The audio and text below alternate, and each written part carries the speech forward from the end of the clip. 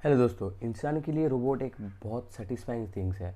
अभी के लिए बोलो या फिर फ्यूचर के लिए बोलो, रोबोट को हम बहुत तरह से काम कर सकते हैं एंड रोबोट ऑलरेडी बहुत आगे चल चुका है पहले से। तो दोस्तों, आज मैं जिस टॉपिक के ऊपर बात करने जा रहा हूँ आपको पता चल गया होगा। तो चलिए शुरू करते हैं। ज्ञान देना मिलिट्री ऑपरेशन, हम एक रोबोट को मिलिट्री ऑपरेशन में यूज़ कर सकते हैं, क्योंकि हमारे जो देशवासी आराम से नींद ले रहा है वो बस बस गवर्नमेंट के आर्मी एंड कमांडो के लिए, जो देश के लिए प्यार हमारे लिए फ़र्ज़ निभा रहा है। तो हमें रोबोट को उसमें कैसे इस्तेमाल कर सकते हैं और किस किस टाइप से रोबोट को मिशन के लिए, फ़ाइट के लिए एंड ट्रांसपोर्ट के लिए इस्तेमाल कर सकते हैं। अगर कोई आर्मी इंजर्ड हो तो उसको रेस्क्यू करके वहाँ से बचाने के लिए हम इस्तेमाल कर सकते हैं। और बहुत सारे पहले से रिसर्च करके रोबोट को हम उसी जगह पे पहले भेज दे कर इस्तेमाल कर सकते हैं। तो फिर ऐसे अगर हम इस्तेमाल करेंगे मिलिट्री ऑपरेशन में, तो रोबोट एक बहुत बड़ा रोल प्ले करता है हमारे यूथ को बचाने के लिए एंड देश को भी बचाने के लिए। सेकेंड पॉइंट है इंडस्ट्रियल मैन्युफैक्चरिंग। अब इस पॉइंट में क्या होता है, अगर कोई कंपनी में कुछ काम हो रहा है तो उसको जल्दी से जल्दी करने के लिए हम एक रोबोट को इस्तेमाल कर सकते हैं। अगर इंसान को अगर कुछ कमांड दिया जाए तो इंसान हो सकता है गलत गलत इस्तेमाल करता है या फिर लेज़ी टाइप से करता है, लेकिन रोबोट वो नहीं करेगा।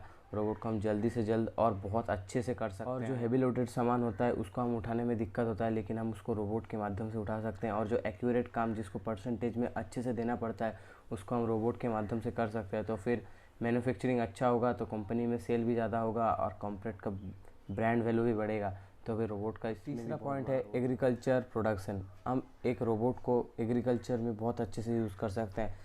आपको पता होगा कि आप एक ज़मीन में अगर बहुत सारा पौधा हुआ तो उसके साइड से जिस पौधे को हमें ज़रूरत नहीं है वो भी बढ़ते हैं, तो हम एक रोबोट को उससे उठा सकते हैं अच्छे से, एकदम प्योर जस्टिफाई करके। एंड अगर मिट्टी में कुछ कमी है कुछ एलिमेंट का, तो उसको हम रोबोट्स के मेज़र करके रोबोट के माध्यम से दे सकते हैं अच्छे से अच्छे। और एक पेड़ को बड़ा होने के लिए क्या कुछ चाहिए क्या कुछ नहीं चाहिए, उसके माध्यम से अच्छे से हम केयर करके एक पेड़ को बहुत जल्दी बड़ा कर सकते हैं। इसके लिए एग्रीकल्चर बहुत जल्दी होगा, जो एक इंसान अच्छे से नहीं भी कर सकता, लेकिन रोबोट आराम से कर सकते हैं। एग्रीकल्चर में सॉइल एनालिसिस एंड सीड्स का केयर करने में रोबोट का हम इस्तेमाल कर सकते हैं, एक बहुत बड़ा रोल प्ले करता है एग्रीकल्चर प्रोडक्शन में। को मेडिकल लाइन पे भी यूज़ कर सकते हैं, एक मेडिसिन होने में बहुत परफेक्ट एंड एक्यूरेट एलिमेंट का इस्तेमाल किया जाता है, जो कि रोबोट आराम से कर सकता है। और दूसरी बात, हम एक क्या बोलते हैं उसको, मेडिसिन को हम परफेक्टली जीवाणुहीन करके